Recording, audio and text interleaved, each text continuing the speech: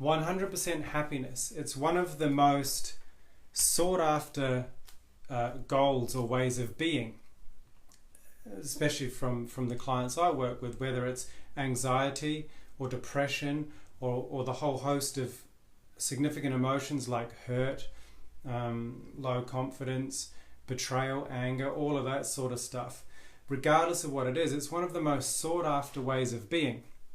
And there is an issue with this. In my opinion, it's an unachievable goal. And I'll explain why. If you could be 100% happy 100% of the time, how would you know what happiness is? It would become normal for you. So it's important to realize that you don't need to be 100% happy. The goal should definitely be to become more happy, to be happier with what you have and within yourself, because that's where happiness comes from.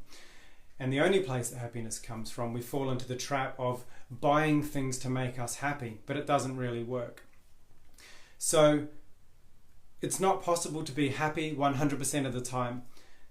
Instead, it's about realizing when you are happy and savoring that moment, focusing on that moment, sitting with the feelings and emotions that come with being happy.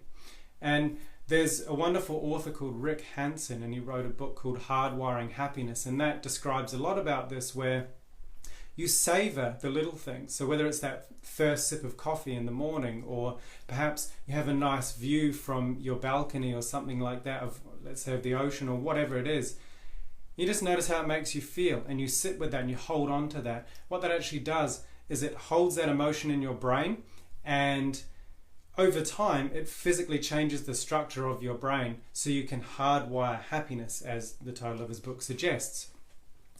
So rather than striving to just, all I want to be is happy, I just want to be happy 24/7, it's unachievable. You're going to fail, and you're going to be very upset with not being able to achieve that. So instead, focus on being more happy. Notice where you are now.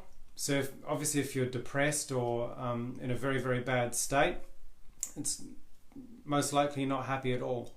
So your goal should be to achieve some happiness, then more happiness, and then more and more. And what will happen over time, particularly if you start to utilize a lot of Rick Hanson's methods where you're hardwiring the happiness, you'll be happy more often than you are any other way, than you're sad or down or whatever it is. And it's important to feel down sometimes, to have days where you just accept it and go, you know what, that's fine. Today, you know, I feel like being in this mood, or staying in bed, or whatever it is.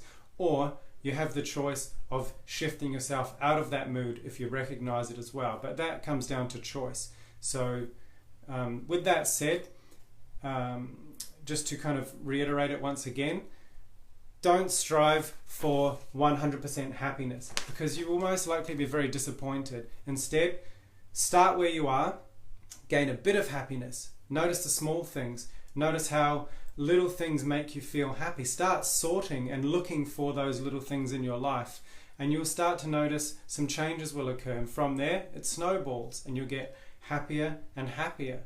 And so strive for being mainly happy as opposed to 100% happy. That's a far more achievable goal. So hopefully this has helped some people who may have been focusing on that. So instead, like I say, focus on getting more happy as opposed to trying to be happy all of the time. Hope this helps. See ya.